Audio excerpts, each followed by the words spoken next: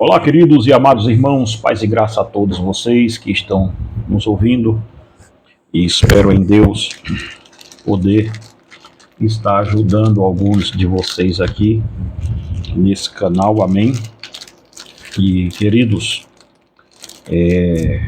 nós estamos gratos a Deus por tudo que Deus tem feito e vem fazendo na nossa vida, por mais lutas e batalha que viemos enfrentando. Vamos continuar lutando com a graça de Jesus Cristo, que Ele sim é autor e consumador da nossa fé. Meus amados irmãos, vamos estudar um pouco sobre quando orar não é o suficiente, parte 2, tá bom?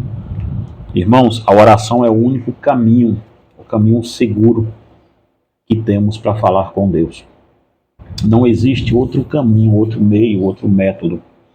Certamente um crente que não ora, ele simplesmente não é crente, tá? Um crente que não busca a Deus simplesmente não tem um coração quebrantado, nada disso. É difícil, gente, lidar com pessoas que não são pessoas de oração, de profunda oração. É muito difícil lidar com esse tipo de gente, porque o que resta neles é apenas uma arrogância, uma prepotência e nada mais, nada além disso. Mas é difícil também descobrirmos que às vezes estamos orando e não é para Deus, estamos orando para um ídolo ou qualquer outra coisa nesse sentido. E é esse cuidado que esses estudos aqui estão te trazendo, para que não é somente orar, é para quem e como estamos orando, tem muito a ver com a eficácia da oração. E, irmãos, dito isso, eu gostaria que você, se pudesse, adquirisse esse livrinho aqui, ó. A capa dele saiu agora há pouco, me mandaram ela e ele já está à venda, tá? Se você quiser, tá bom? É um chamado à oração e ao jejum, o caminho para o avivamento. Irmãos, não existe avivamento sem esses mecanismos aqui. E isso, logicamente, perdurado a leitura e a vivência da palavra de Deus. Amados irmãos, nós estamos em um tempo difícil, em que as pessoas querem falar de evangelho sem as escrituras, querem falar de evangelho sem ler a Bíblia, querem falar de evangelho sem orar, sem nada disso, e estamos lidando com pessoas dentro do espectro das igrejas e também de pessoas que se dizem defender o evangelho, como se o evangelho em algum tempo precisasse da defesa de pessoas como eu. É uma banalidade pensar nisso. A maioria, salvo 2 ou 3 pessoas aqui nessa plataforma tão grande do YouTube, salvo 2 ou 3, eu acho, que fazem um trabalho de apologética de uma forma coesa, firme. Um deles é o próprio ICP, Instituto Cristão de Pesquisa. Depois, se você puder passar lá nesse canal, ele é muito legal, esse canal, tá? E acredito que o outro aí, que se tenha, que não faça teologia de fígado, tá? O pastor, eu não conheço pessoalmente, tá? O pessoal do ICP eu tive contato com eles lá na década de 90 ainda. O ICP vai existir ali em 80 e alguma coisa. O outro que tem agora aí nesse cenário, pode-se dizer que não o conheço pessoalmente, eu devo de conhecê-lo uma hora dessa, nossos caminhos se cruzarem aí em algumas viagens. O pastor César Cavalcante, que está aí também nessa pegada, sem a apologética de fígado, sabe, de bilis, dessa coisa. Nós precisamos, gente, botar a bola no chão e entender que precisamos, antes de tudo, ser crente. Antes de tudo, trilhar um caminho para um avivamento, para uma busca incessante da palavra de Deus, para uma busca inequívoca, para um caminho de oração inequívoco, para um caminho de oração que não vai deixar a gente confuso com o que a gente está fazendo. Eu tenho muito medo, medo no sentido não de me acovardar, mas medo no sentido do que estou vendo, dentro desses espectros que o que a gente vê muito hoje são pessoas que não oram, tentando defender a fé, são pessoas que não leem a Bíblia com frequência tentando defender a fé, são pessoas que são ligeiros a julgar o outro, ligeiros a fazer juízo dessa ou daquela denominação, simplesmente porque não está igual a dele, simplesmente porque não está nos critérios que ele achou que deveria estar. E o caminho, gente, para um avivamento não é o caminho da discórdia por discórdia. O caminho para um avivamento é um caminho da oração, é um caminho da busca incessante por Deus, é um caminho de homens e mulheres que vão está vestido de panos de saco espiritual e com cinza em sua cabeça, buscando a Deus, orando a Deus, clamando a Deus, sendo homens santos, mulheres santas diante de Deus. Mas nós nos cercamos de mestres que falem o que queremos ouvir. Vamos estudar um pouco quando orar não é suficiente, parte 2. Amém, irmãos? E, dito isso, se você quiser adquirir nossos livros, tá bom? Gente, Radicalismo do Evangelho, você tem que ler esse livro. Salvos de Deus por Deus. Verdade Cruéis do Evangelho e este Sacrifício Vivo. Pessoal, e junto com um chamado à oração e jejum, o caminho para o avivamento, e também as 7 igrejas da Ásia Menor, nós começamos ontem um estudo sobre as 7 igrejas, volta aí depois e vai lá dar uma olhada, tá? Nesse estudo, depois que terminei esse vídeo aqui, tá muito legal esse estudo, se fosse você vir. E meus irmãos, se você quer um discipulado prático, que vai fazer você entender a espiritualidade ali, pegada mesmo, firme, para todos os dias da sua vida, o Guia Seguro para o Céu. Mateus, uma abordagem excêntrica sobre o Sermão do Monte, Mateus capítulo 5 e também Mateus capítulo 6, tá bom? Meus amados irmãos, são 2 livros, o 7 ainda não saiu de Mateus, mas são 2 livros que eu aconselho você tê-los. São coisas assim, aqui que Deus nos deu pela sua infinita graça, coisas que de fato é mesmo aí um livro para discípulos de Jesus, para quem quer largar isso tudo aí, para quem quer achar que para quem quer largar isso tudo e seguir a Cristo de fato. O Guia Seguro para o Céu vai ser esse tipo de livro aí que vai te ajudar nessa hora, nesse último tempo da Igreja de Jesus. Amém, irmãos? Então, eu peço a Deus que você adquira nossos livros, você sabe, só é o que temos aqui para nos sustentar por enquanto, tá? Meus amados irmãos, o Senhor Jesus disse em Mateus capítulo 6, o versículo 5, ele disse assim, Mateus 6, 5, e quando orares, não sejais como os hipócritas, pois gostam de orar em pé nas sinagogas e nas esquinas das ruas para serem vistos pelos homens. Em verdade vos digo que já receberam a sua recompensa. Entenda, para que não haja nenhum erro no que estamos falando aqui, nenhum equívoco de quem está nos ouvindo. Nós falamos a semana passada sobre a questão das pessoas tentarem orar sem entender o Deus que estão orando. Não adianta você tentar buscar a Deus se você não entendeu quem é esse Deus. Por isso, irmãos, que quando o ímpio fala comigo, olha, eu estou orando por isso. Pastor, e Deus não ouve a oração do ímpio? Com certeza, biblicamente, não. Não faz o pingo de sentido com o que a Bíblia diz. Perceba bem uma coisa. E aqui nós temos agora Jesus denunciando os pagãos e os falsos religiosos que oravam, mas o conhecia apenas pelos lábios, mas não com o coração. O Senhor Jesus se dirige aos discípulos e diz, cuidado para quando vocês orarem não forem como os hipócritas, Veja, Jesus não nega que os hipócritas não oravam. Ao contrário, ele diz que eles oravam.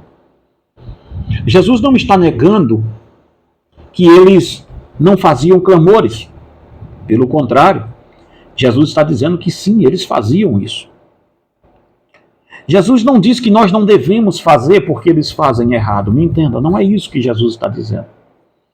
O Senhor Jesus não disse assim, olha, não façam porque já que os hipócritas estão fazendo errado, você não deveria fazer mais então.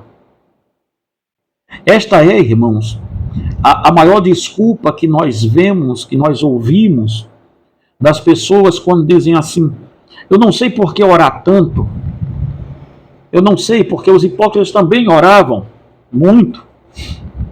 Os hipócritas faziam esses sacrifícios. Entenda, Jesus não disse que nós não deveríamos fazer. Jesus disse para nós tomarmos cuidado de não fazermos como eles faziam. Mas ao dizer que nós devemos tomar cuidado com como eles faziam, Jesus não está invalidando a prática, Jesus está invalidando a motivação. O mal nosso, irmãos, é pensarmos que uma vez que abraçamos uma confissão de fé, uma vez que abraçamos os nossos preceitos, principalmente nós que somos da ala reformada, achamos que ao abraçarmos os preceitos da reforma, ao abraçarmos as confissões de fé antigas que temos, confissão belga, confissão, os catecismos maior e menor, a confissão de Westminster, ao pensar que abraçamos estas coisas, nós estamos tendenciosos a pensar que abraçamos Cristo com isso. E é aqui que Satanás tem ganhado terreno na nossa frente. Porque abraçar uma confissão de fé não te faz um homem de fé. Percebe isso? Abraçar uma confissão reformada não te faz um crente. Apenas te faz um hipócrita reformado, só isso. Abraçar uma bandeira de calvinista, uma bandeira de reformado, uma bandeira de arminiano, o que é que tem isso? Aliás, o diabo gostaria muito que todos abraçassem esta bandeira. Porque aí, irmãos, nesta degradação em que estamos vendo as pessoas vivendo, e eu peço perdão à igreja que me ouve, eu peço perdão à minha igreja, porque já o fiz publicamente dentro dela, peço perdão a todas as pessoas que eu ofendi com esse negócio, porque vi que estava servindo de um grande soldado do exército de Satanás, e não do de Cristo. Porque ao tentar fazer o outro derimir, engolir, goela abaixo a teologia que eu continuo acreditando nela, sem um pingo de amor, sem um pingo de paciência, sem orar por aquilo que eu estava fazendo, ao tentar esta loucura, eu nada mais estava fazendo do que o serviço do diabo. Porque as pessoas estavam tendenciosas a abraçar uma fé das quais elas não conhecem, a abraçar uma ideia de um conjunto de regras ou de leis ou de sequências humanas e pensarem que estava abraçando um sistema de Cristo, quando na realidade estava abraçando o sistema de Armínio e quando na realidade estava abraçando o sistema de Calvino. Percebe, irmãos? Jesus não disse que você não deveria fazer, mas é com as motivações fazendo. Nós estamos vivendo em uma época em que as pessoas professam uma fé na fé.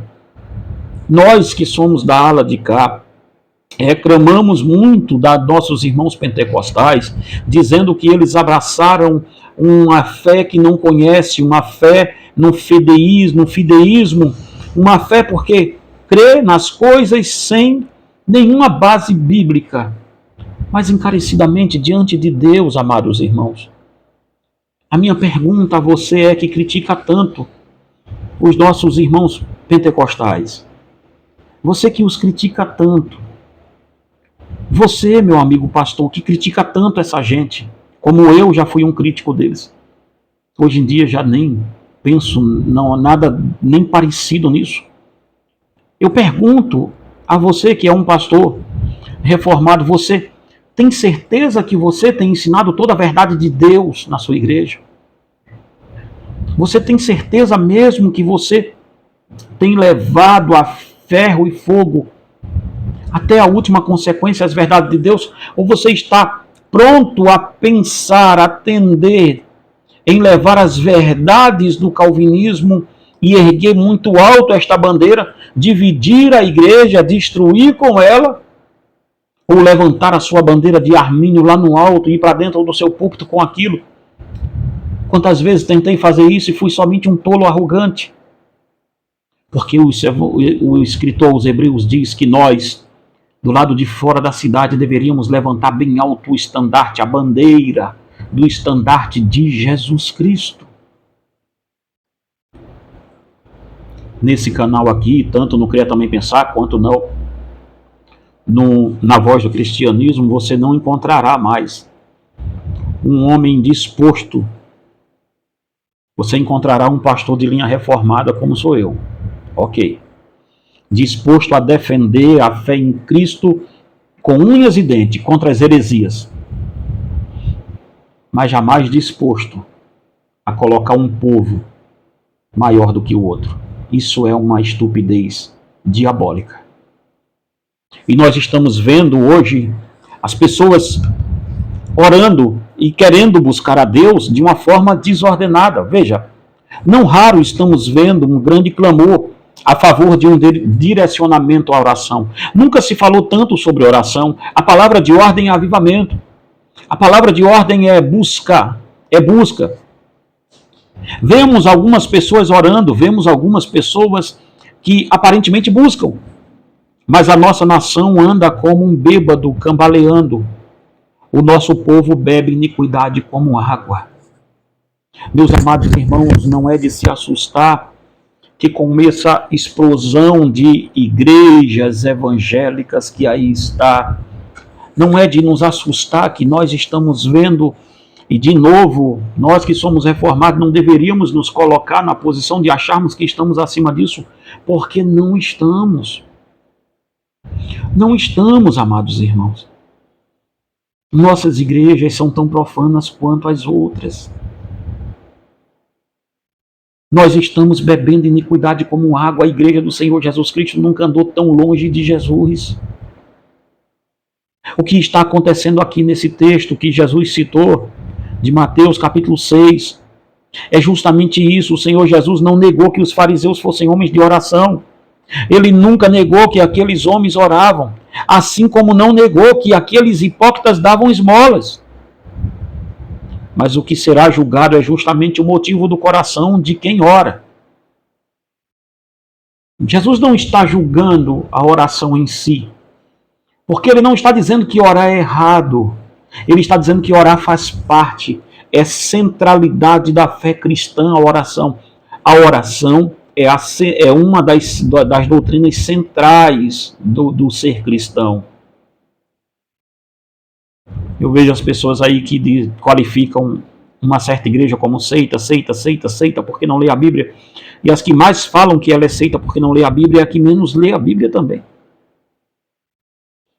As que mais dizem que esses irmãos não oram é os que menos oram também.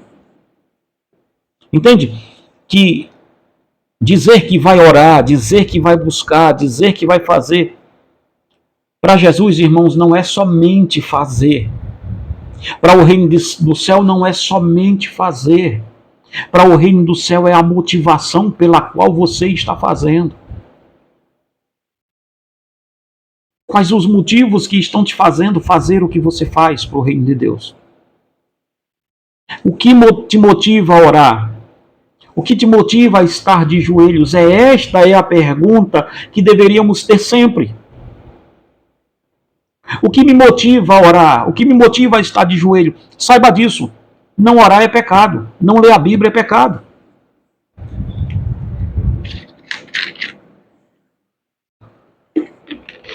Mas a pergunta é, o que me motiva a orar? Por que eu estou orando? Porque os fariseus também oravam. Jesus não nega. O que está acontecendo aqui no texto supramencionado é justamente isso. O Senhor Jesus não negou que os fariseus fossem homens de oração. Ele nunca negou que aqueles homens oravam, assim como não negou que aqueles hipócritas davam esmolas. Mas o que será julgado é justamente os motivos do coração de quem ora. O que te motiva a orar? O que te motiva a estar de joelhos? Essas são as perguntas corretas a se fazer. Perceba bem. Por que você está fazendo? Daí vem o nosso questionamento. Quando apenas orar não é suficiente. A pessoa pode orar 3 horas e até mais que isso. Mas essa oração nunca chegará ao Senhor Jesus Cristo como adoração, e sim como uma afronta. Veja, as pessoas, olhe bem o que eu vou lhe dizer para não ter dúvida. Não é que se você orar 3 horas, não é isso que eu estou dizendo. Se você orar 3 horas, Deus, você está afrontando Deus. Não é isso. Não é isso. O que eu estou lhe dizendo, você deve até orar mais do que isso se Deus te der disposição. O que eu estou dizendo é que a pessoa pode orar durante 3 horas e mesmo assim não está resolvendo nada. Ele pode orar durante 3 horas e ainda assim está afrontando Deus com aquela oração. Como algo enojador para Deus. Pois em essência a pessoa pode orar não para Deus e sim para ela mesma.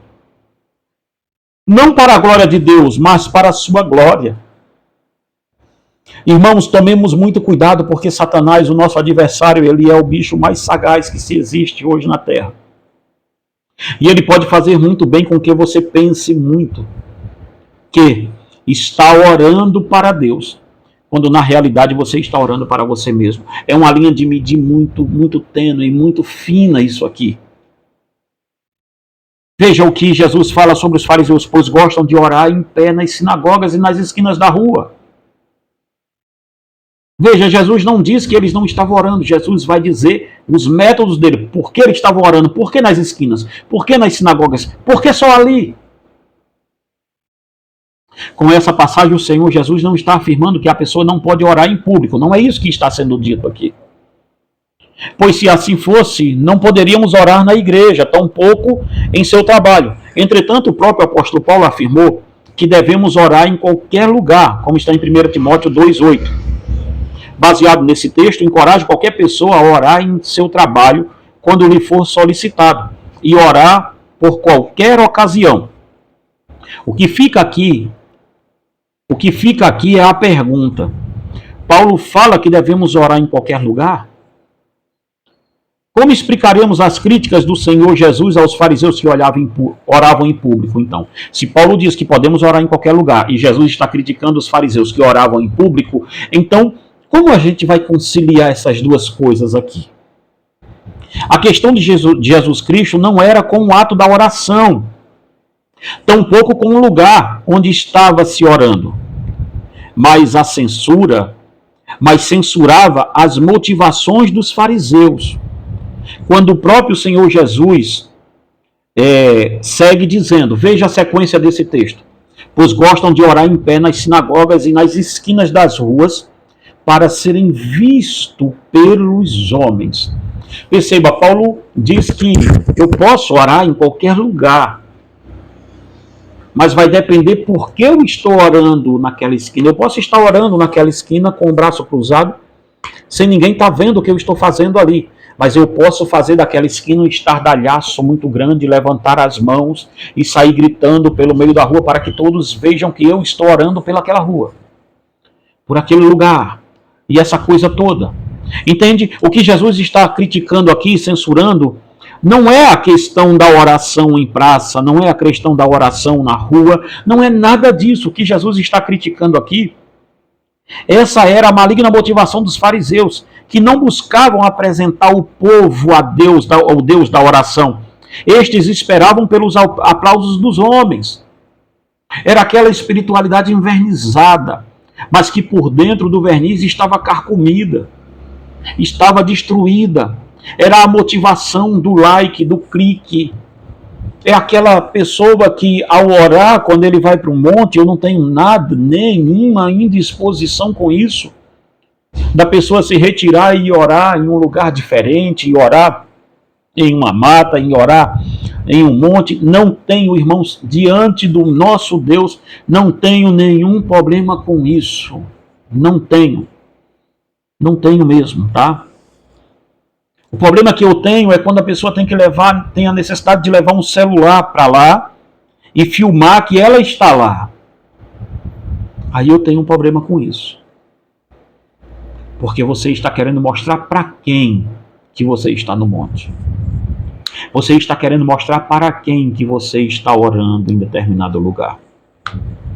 A quem interessa isso?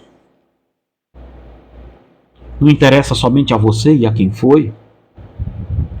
Então por que as pessoas têm que ficarem sabendo? Então por que as pessoas têm que ficarem aí como se, meu Deus, olha que coisa louca esse povo no monte? Por que isso? O que Jesus está criticando não é o lugar em si, e sim a motivação. Ei, você pode ficar a noite inteira no monte orando para Deus, mas um clique de você lá, e nós descobriremos que a motivação de estar lá orando não era para Deus, era para a sua necessidade de glória, de ser aplaudido pelos homens, de ser visto pelos homens. Já viram que tem pessoas que elas só conseguem orar na igreja? A necessidade de transparecer que é espiritual. Sozinho não consegue orar 10 minutos, na igreja fica gritando igual um bode. Ou seja, não estou dizendo que você não deve orar na igreja, deve orar muito lá. Estou falando de pessoas que têm a necessidade, a patologia de ser visto orando. Ou seja, o objetivo da oração não era ser para a qual aquela oração era direcionada, mas os olhos que deveriam estar nos que oravam.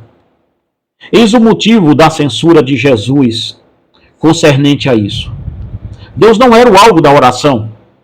A oração não era usada como meio de se achegar a Ele, mas usada como meio de granjear honras para aquelas pessoas que estavam elevando a voz no momento da oração. Irmãos, quantas vezes, queridos e amados irmãos, nós nos deparamos com isso aqui? Pessoas que, ao orarem, elas não estão buscando encontrar-se com Deus. Elas podem orar 2, 3 horas assim. Mas não é para o encontro com Deus, é para o encontro com as pessoas que estão lhe vendo. Deus não era o alvo. A oração não era usada como meio de se achegar a Ele, mas usada como meio de granjear honra para aqueles que estavam elevando a voz, para aqueles que estavam orando. Ou seja, a minha oração não era, a oração dos hipócritas não era para honrar a Deus. A oração dos hipócritas era para fazer com que o povo que estava vendo honrasse a eles. Era uma oração que não fazia nenhum sentido para Deus. Que Deus nos livre, amados irmãos, de andarmos aqui nesses caminhos dos fariseus. De pensarmos que, ao tentar, de uma forma meio que obsoleta, obscura, buscar a Deus, não estamos buscando as honras, os lauréis, as coroas de louros para nós, ao invés de honrarmos o nosso Deus. Não havia contrição sincera com os fariseus. O que havia era hipocrisia e nada além disso. Os fariseus queriam ser vistos como homens de oração e piedade, homens que amavam a Deus e dispostos a orar em qualquer lugar. Era isso que eles queriam ser vistos. Homens que buscavam a Deus, que estavam ali, mas não havia contrição sincera diante de Deus. Não havia alma quebrantada. Entretanto, o que todos à sua volta não enxergavam era o quanto de impiedade havia em suas ações. O objetivo único e exclusivo era o fato de serem vistos e glorificados pelos homens. Veja, você pode aí na sua casa estar dizendo, pobre dos fariseus, coitados, adoravam a Deus assim. E quantas vezes, irmãos, nós fazemos isso aqui? E quantas vezes este é o meu retrato, é o seu retrato? Quantas vezes somos isso aqui? Fazemos as coisas para Deus, para que os outros nos honrem, para que os outros vejam em nós algo que não tem no outro. E assim vamos dividindo a glória do ser adorado com o adorador que somos nós. E nessa divisão Deus não recebe essa adoração. Nessa divisão Deus não vai receber esse tipo de oração. Nessa divisão é uma oração que Deus vai repudiar, Deus não vai querer. Deus vai dizer, não, ore de você para você mesmo, faça a sua oração para você, você é o seu Deus. Você está sendo louvado por causa de uma oração que eu era para fazer para mim. O intento do nosso coração é perverso, irmão, tome cuidado, porque Satanás, nesses últimos dias, tem feito isso, uma atrás da outra, e nós não estamos vendo. E aí Jesus diz, em verdade vos digo que já receberam a sua recompensa. Veja o que está sendo dito aqui. Eles estavam tentando substituir Deus na própria oração que era para Deus. Nesse tipo de oração, ao buscar os aplausos dos homens, os fariseus buscavam a honra e a glória que pertencia a Deus para eles. Será que isto não tem sido, irmão, a nossa sanha, a nossa sina? Será que isto não tem sido a sanha da igreja desse presente século? De buscar a glória que é de Deus para nós. Com essa atitude, os fariseus se tornaram verdadeiros ídolos para a nação. Penso que isso se explica bem quando observamos o porquê o Senhor Jesus cita Isaías 6, 9 e 10. Jesus cita Isaías 6, 9 e 10. Jesus vai fazer essa citação em Mateus 13, do 1 ao 15. Veja, você pode pegar Jesus falando em Mateus 13, do 1 ao 15. Jesus está citando um texto de Isaías 6, 9 ao 10, que falava sobre idolatria. Mas nos tempos de Jesus, Israel não tinha um ídolo externo. Israel não tinha um Baal ali. Israel não tinha nada disso. Mas o que tinha então? Israel não era um idólatra de forma física, mas criou um monte de ídolos pessoais. Nós devemos tomar muito cuidado, irmão. Muito cuidado. Quando as pessoas buscam a glorificação de qualquer ser humano ou objeto, a adoração muda o foco. Quando se afirma que fulano é uma pessoa de oração, ou o seu culto é melhor do que o daquele outro, apenas está se transferindo uma honra que era para ser dada a Deus ao outro ser. Isto, em essência, é idolatria. Se você aí do outro lado disser assim, poxa, como o pastor fulano, como eu amo, e a gente faz esses ídolos assim, como eu amo a vida do pastor fulano, do pastor cicrano, do pastor beltrano, eu só gosto do culto quando ele está lá. Eu só gosto de ouvir esse tipo de mensagem quando o pastor fulano prega.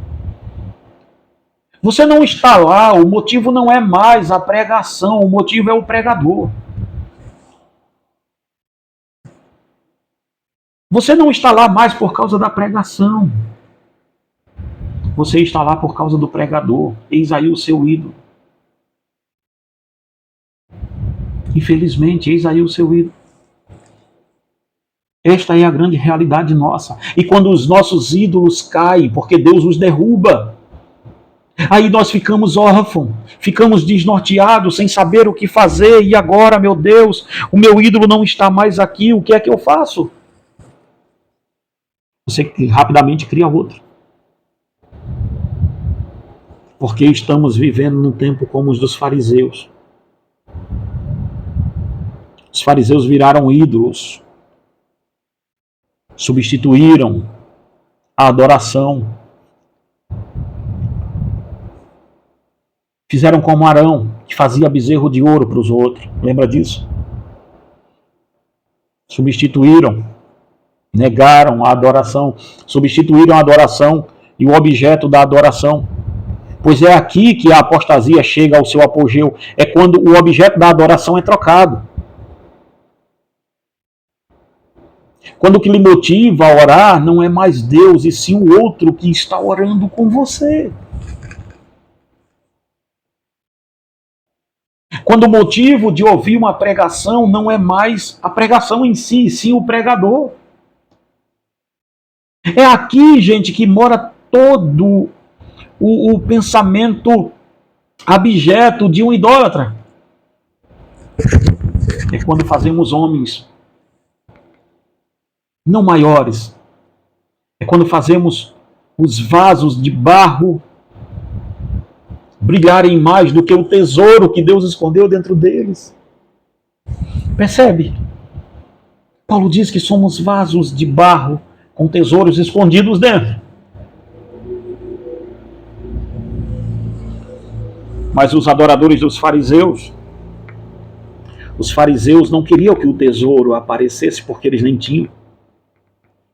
Eles queriam transformar o vaso de barro no tesouro.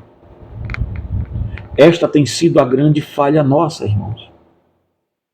É por isso que nós estamos caminhando estamos dentro de um declínio e não de uma ascendência, estamos em uma decadência espiritual e não em uma ascendência espiritual. Porque estamos fazendo de homens que são apenas vasos de barro e nada além disso. O tesouro não é o Daniel. O tesouro é o que está dentro. Então você não deveria olhar para mim, você deveria olhar para quem está dentro. Você não deveria fazer de mim um ídolo, fazer de mim um grande homem de Deus. Você deveria olhar que sou um pecador miserável como você, que o tesouro que está dentro de mim, que é o Espírito Santo, faz ser quem eu sou. E isto vai acontecer também com você. Então você não deveria olhar para a casca aqui de fora do vaso, porque é a imperfeição pura. Você deveria olhar para o que está dentro. Esta tem sido o nosso grande erro. Nós estamos fazendo do vaso de barro o tesouro e estamos esquecendo que o valoroso é o tesouro que está dentro do vaso do barro. Então não importa quem pregue, se ele estiver pregando a Escritura. Vamos ouvi-lo. Não importa quem esteja orando, se a vida dele está contrita com Deus em oração, se é uma pessoa santa, vamos orar. Mas não motivado porque aquele ou aquele outro está orando, porque aquele ou aquele outro está pregando. Não é o pregador que deveria te motivar, e sim a pregação. Não é o homem que ora que deveria te motivar, e sim o Deus para quem ele está orando. É isto aqui, gente. Quando orar não faz sentido. Porque nós estamos vendo as pessoas, estamos dando glórias a homens, estamos dando glórias não a Deus, mas sim a homens, homens de barro, homens carnais, caídos, destituídos da glória de Deus, totalmente destruídos. Nós estamos dando esse tipo de glória aos homens, quando na realidade essa glória é somente de Cristo. Este tem sido o erro fatal da igreja. A maioria das pessoas que ensinam ou que vêm até a nossa igreja, olha para esse texto e diz: pobres fariseus buscavam tanto a glória que viviam, que viraram um ídolo para aquela nação. Quantos ídolos no seu coração você criou somente esse ano? Aqui mesmo na internet. Eu não estou dizendo que você não deva orar e respeitar pastores que são famosos, não é isso que eu estou dizendo, entenda-me. Mas tome cuidado para esses homens não virarem deuses para você. As pessoas dizem: pobre fariseu, viraram um ídolo para a nação. Mas esqueceram-se que essa nação é uma fábrica de fariseu.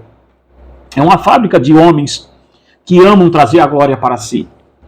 Veja o que acontece quando as pessoas afirmam que o sangue de algum líder o sangue de algum líder está sendo um instrumento de cura. O que é isso senão uma idolatria?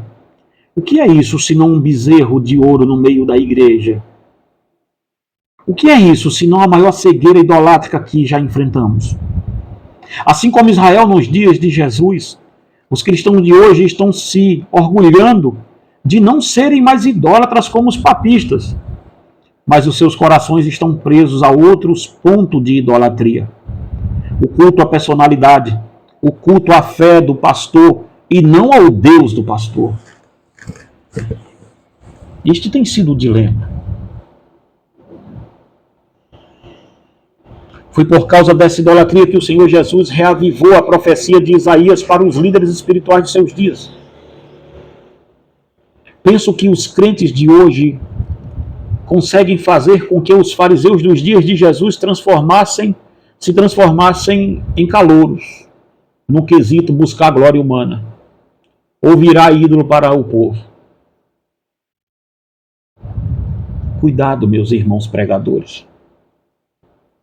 Cuidado para que o povo não faça de você um ídolo e você goste. Eu tenho muitas pessoas que me seguem em grupos. Perguntem para elas como eu trato isso. Ânimo, pergunte para elas como eu trato. Eu não tolero isso. A tolerância nossa como pastores deveria ser zero para isso. Nós não deveríamos aceitar nenhuma glória de nada, porque não temos o direito de ofuscar, de triscar na glória de Deus. Somos barro, irmão.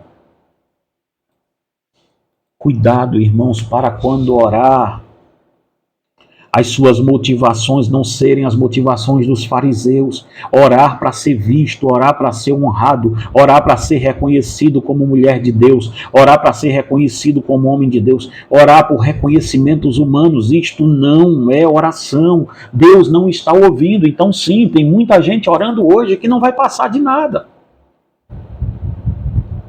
É por isso que quando a motivação da pessoa para orar não é apenas a contrição sincera para Deus, sua oração é uma oração idolátrica, visto que ele busca a glória unicamente para ele. Veja se esse não é o caso dos profetas carismáticos de nossos dias. Eles tiram foto ao orar e colocam-se em redes sociais. Eles buscam a sua promoção como pessoas espirituais. Sim, o termo é esse, espiritualistas. Não espirituais. Então tomemos muito cuidado, amados irmãos, para quando orarmos, não sermos pegos nisso aqui, porque a nossa oração é de nós para nós mesmos.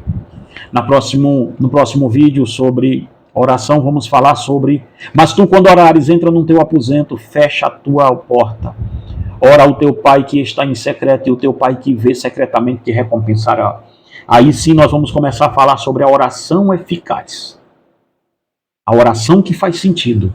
Estudamos nesses dois últimos vídeos, nesse aqui e no outro, sobre quando orar não faz sentido. E agora vamos estudar quando orar é a oração eficaz. Amados, se você está gostando dessa série, está aqui o livro, tá? Adquire ele, um chamado à oração em jejum, o caminho para o avivamento. E também nossos livros, né? Guia Seguro para o Céu. Adquire ele aí, tá bom? Só é me chamar nesse WhatsApp. Primeiro comentário fixado aqui no vídeo. Eu te mando aí as fotos desses kits que estamos mostrando aqui. E, irmãos, quem for comprar em kit assim de muito, a gente dá um descontaço aí para vocês. Nos ajuda, irmãos. Só temos isso ainda para sobreviver, tá bom? Que Deus abençoe a sua igreja. Que Deus te abençoe e te guarde em nome de Jesus. Se você estiver aqui por perto de mim, aqui em Lafayette, quiser fazer uma visita a gente, Igreja Reformada Palavra da Cruz em Lafayette, passo o endereço para você aqui, ó, no nosso WhatsApp que está na primeira descrição do vídeo, amém? Que Deus te abençoe e te guarde, meu querido irmão.